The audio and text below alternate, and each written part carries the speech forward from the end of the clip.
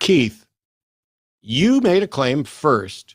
Shouldn't you have to defend your claim before RN defends his? That's my question. Answer it. Dear Matt Millicanti, you just can't sweep an argument up under the rug just because you don't like the implications. You can't do that, bitch. There's proof for God. Circumstantial evidence that there just might be a God.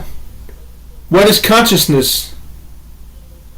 Why did Aaron Ross say the universe might have a consciousness on its own? So why the hell not call it God, you goddamn bitch? Matt Dillacunty. The Titanic was sinking. There was no water leaking into the boat, but something about the boat, the way of the boat, people could not put their finger on what was wrong, but there was something wrong about the way the boat was floating. And some people knew that the Titanic was sinking. They just knew it.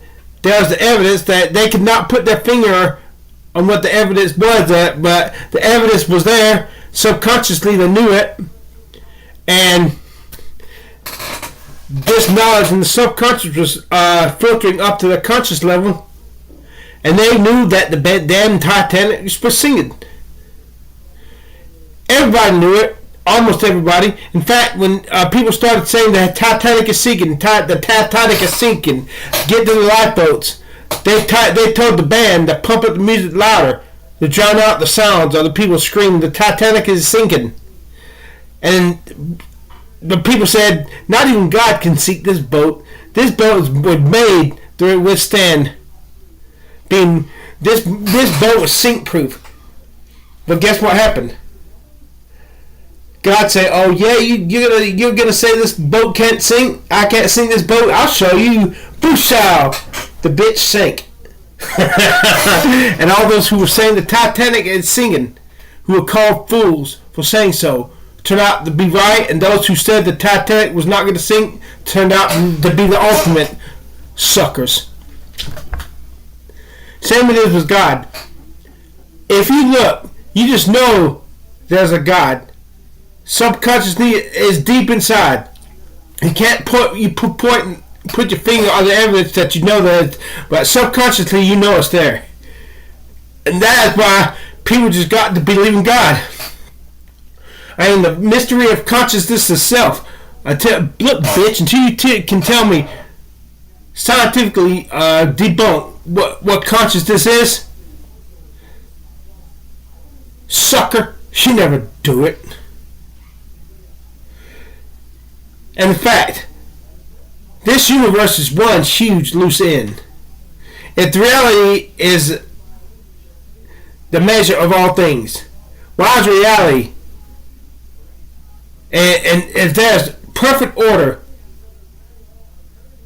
and the way stars and animals evolve and the way nature provides for itself, the way plants, when predators come who love to eat plants come into the forest, the plants start giving off chemical signals, and this interacts with the other plants, and they start pumping out foul-smelling chemicals to repel the predators. You can't tell me that there's disorder in the universe and reality, and that there's no ultimate order of justice and love and wrongs being made right. There has to be a God. There's got to be something more than this. And you know, and if you take the time to stop, and what you're doing is you're trying to repress this knowledge that there's God. And that is why you have nightmares like you do. That is why you such bitter, angry people. Because if this universe, if science is all you know, you're never gonna know shit. If science is all you know, it produces a miserable, shithole, shitty reality. This reality, if this reality is only as real as you scientists say this reality is a miserable shit reality of might makes right This reality is a reality where death is Lord of all. Death will overcome all. Death will win in the end. And life is continually in vain, struggling, never able to reach its full potential because death is always going to drag it down. So there's got to be a God, bitch. And you know it. So own up to it, bitch. Look. I was conducting a revival, associational-wide revival sponsored by the 27 Baptist churches in that parish in Louisiana. You know, in Louisiana they do not have counties like we have in North Carolina. They have parishes. And this was a parish-wide revival. And we had come to the last night of the meeting, and I was preaching this sermon, and the meeting was being held in the rodeo arena. And as I preached, on the last tier of seats, over to my right, on the last row, top seats, were three men that I'd never seen before. And they'd laugh and make fun. Now, preacher, it has never bothered me. When a little baby starts crying, the mother gets up and walks out, that don't bother me. But under God, I cannot preach if I see two young people laughing. I cannot preach if I see anybody mocking. It just somehow or another takes it away from me. 3 times. I stopped. And I said the last time, if you men don't want to hear me preach, a lot of these people have come from miles to be here tonight, and they do, would you just get up and walk out of the arena? One of them said, if you think you're man enough to come up here and put us out, you just come up here. And I prayed a prayer. Never have prayed before, never have prayed since. I said, dear Jesus, let me backslide for 15 minutes.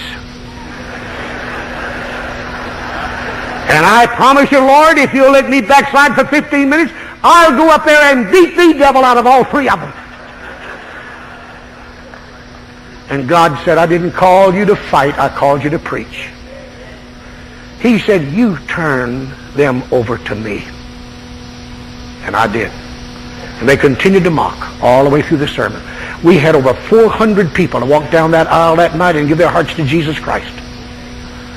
I fully intended to never show them enough attention to address them again. But just as I was ready to pronounce the benediction, my arm came up. Preacher, did anything ever come out that you hadn't planned to say? That you couldn't help but say it? Has that ever happened to you? But how many of you preachers here have ever had something just come out that you didn't have in your notes and it just came out? Yes, every preacher, every God-called preacher has. And my arm just came out and I said, I don't know who you 3 gentlemen are. But all 3 of you stepped over God's deadline, God signed your death warrant, and God's going to kill all 3 of you. That was about 10:15 Sunday night. At 8 o'clock the next morning, I didn't know who these men were. They were 3 businessmen.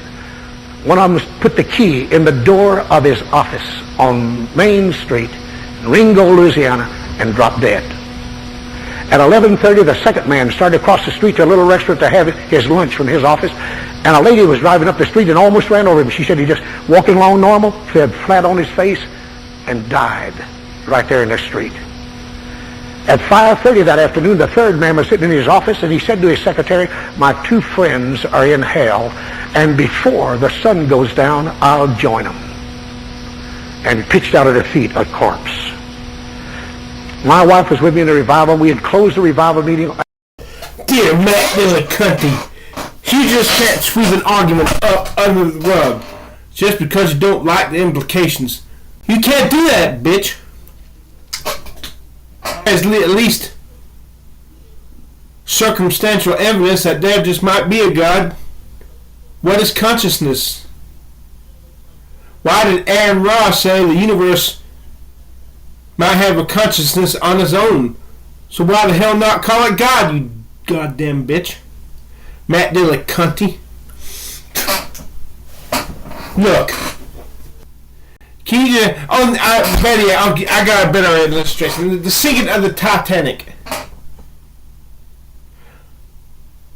They were warned the Titanic is sinking. People said, no, prove it to us. The Titanic, not even God can sink this ship. Show us proof. Show us the water leaking into the rooms. You can't show us the Titanic is sinking, so the Titanic is not sinking. And yet we all know what happened. God sank that motherfucker.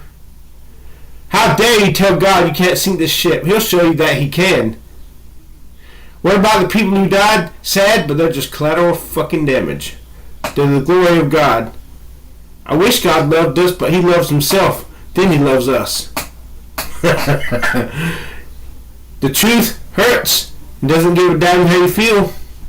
So, Matt Dillacunny, don't you dare tell me I have no right to believe in God just because I can't prove beyond a shadow of doubt that he exists. Matt Dillacunny, can you prove 100% that God does not exist? Hell no. So until you can prove 100% that God does not exist, you suck a dick. Just keep your filthy AIDS tainted lips off my clean dick. I don't want your STDs or AIDS. Go to the nearest gay bar and you suck off some of there. Just make sure he doesn't have AIDS, you son of a bitch. You pig-headed elitist, you think you're better than the rest of us, but you're a fool. The fool has said in his heart there is no God. And one day you're going to meet him. And you're going to know that he's real, but it's going to be too late. And your ass is going to be thrown into the lake of fire. And as the Hulk Hogan said, what you going to do when you find yourself burning and you can't get out? What you going to do when you know that is our God and he can God get listen to your prayer? What you going to do when you see Aaron Robb beside you burning and squirming? Turn or burn, motherfucker.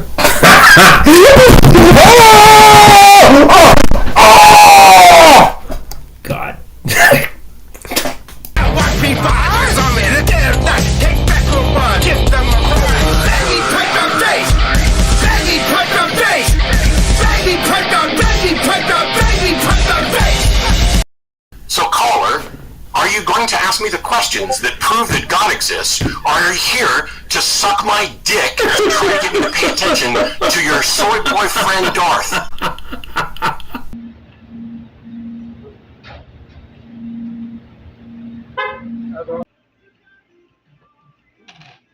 Am I longer than you? Yeah, I think you are. How much longer? I have to probably trace your wristbone now. Yeah, you're taller a little bit. Yeah. Barely. I think you... Damn, I put your elbow on my... I got high five. High five. No, Oh. no, press your elbow to mine.